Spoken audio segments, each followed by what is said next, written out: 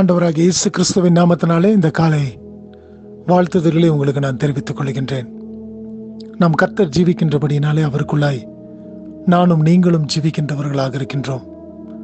இந்த உலகத்தின் பிரயாணத்திலே நாம் கடந்து வருகின்ற வேளையிலே அநேக காரியங்கள் நமக்கு எதிர்கொண்டு வந்த பொழுதிலும் நம் கர்த்தராகிய ஆண்டவர் நம்மோடு கூட இருக்கிறார் என்பதை எல்லா காரியத்திலும் இருந்து நாம் அறிந்து கொள்ளக்கூடியவர்களாக நாம் காணப்படுகின்றோம். நாம் கடந்து போகக்கூடிய எல்லா நிலைமைகளிலும் எல்லா விதமான வழிகளிலும் அவரே நம்மோடு கூட வந்து நம்மை வழி நடத்துகின்றவராக, நம்மை காத்து கொள்ளுகின்றவராய், நம்முடைய தேவைகளை சந்திக்கின்ற தேவனாக இருக்கின்றார். ஒரு புதிய நாளுக்குள்ளாய் நானும் நீங்களும் கடந்து வந்திருக்கும் பொழுது இந்த புதிய நாளை தேவனுடைய கரங்களிலே நாம் ஒப்பு கொடுத்தவர்களாய் இந்த நாளுக்குள்ளாய் நாம் கடந்து வந்திருக்கின்றோம். ஒரு புதிய நாளை காணும்படியான ஜீவனையும் சுகத்தையும் பலத்தையும் கொடுத்திருக்கின்றார். அநேக பேருக்கு இல்லாத ஒரு கிருபை, ஒரு இரக்கம் நம் மீது அவர் பாராட்டியிருக்கின்றார். அப்படி என்று சொன்னால் நானும் நீங்களும் எவ்வளவு விசேஷம் உள்ளவர்களாய் நாம் காணப்படுகின்றோம். நானும் நீங்களும் விசேஷித்தவர்களாய் காணப்படுவது அவர் நம்மோடு கூட இருக்கின்றபடியினாலே. வேற ஒன்றுமில்லை. இந்த உலகத்தில் நாம் எப்படிப்பட்ட காரியங்களை நாம் பெற்றிருந்தாலும் கர்த்தராகிய இயேசு கிறிஸ்துவானவர் நம்மோடு கூட இருக்கும் பொழுது அவர் பெரிய காரியங்களை செய்து நம்மை வழி நடத்துகின்ற தேவனாக இருக்கின்றார். ஆகினாலே இந்த காலை வேளையிலும் கூட நீங்கள் ஒரு எதிர்பார்ப்போடு கூட இந்த புதிய நாளுக்குள்ளாய் பிரவேசித்திருப்பீர்கள் என்று சொன்னால் உங்களுடைய எதிர்பார்ப்புகளை, உங்களுடைய வேண்டுதல்களை, உங்களுடைய தேவைகளை சந்திக்க தேவன் போதுமானவராக இருக்கின்றார். ஒன்று மாத்திரம் நிச்சயம், அவரை நாம் சார்ந்து கொள்ளும் பொழுது அவர் நம்மோடு கூட இருந்து செய்யக்கூடிய காரியங்கள் பெரியதாய் இருக்கின்றது. ஒரு வசனத்தை நான் வாசிக்கின்றேன். 145வது சங்கீதத்தின் 18வது வசனம். Psalm 145 verse 18.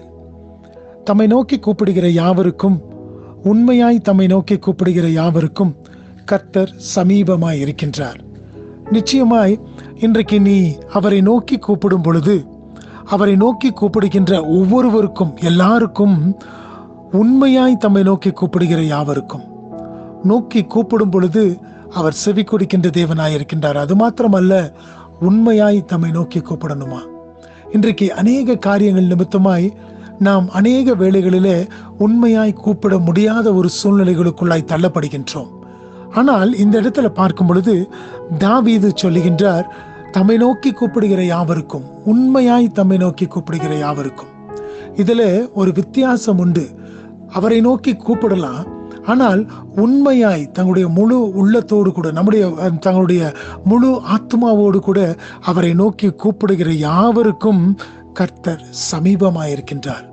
எனக்கு பிரியமான சகோதரனே, சகோதரியே, இந்த நாளிலும் கூட நீ அவரை உண்மையாய் நோக்கி கூப்பிடும் பொழுது அவர் உனக்கு சமீபமாய் இருக்கின்ற தேவனாக இருக்கின்றாராம்.